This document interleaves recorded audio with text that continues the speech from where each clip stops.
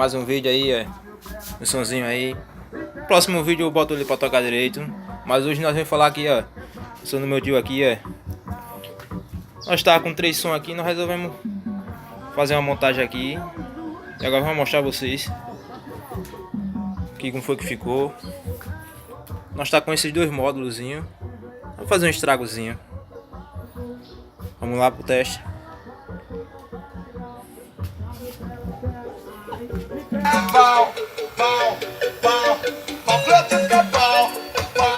Não mexe com o R7 que o menino é sagaz. Não mexe com o VG porque os moleque é sagaz. Senta aqui vai, senta aqui vai, senta aqui vai.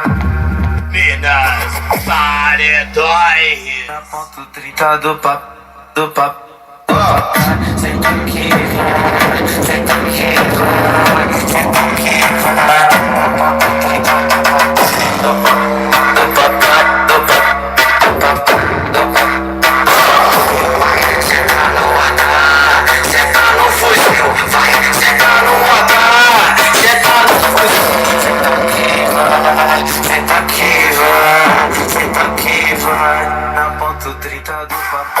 Aí galera, uma qualidade boa aí, de 10, de 12, um gravezinho de 15.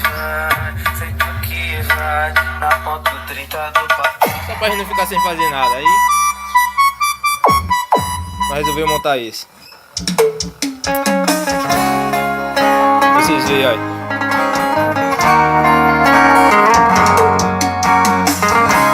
Mais uma noite que eu tô virando no vazio desse apartamento. Já tô transpirando, bate o desespero. Aí galera, dê essa força aí lá no canal, se inscreva, dê lá essa curtida. Vai lá no Facebook, Valdeni. Tá lá, só siga ele lá. E aí, valeu. Até a próxima.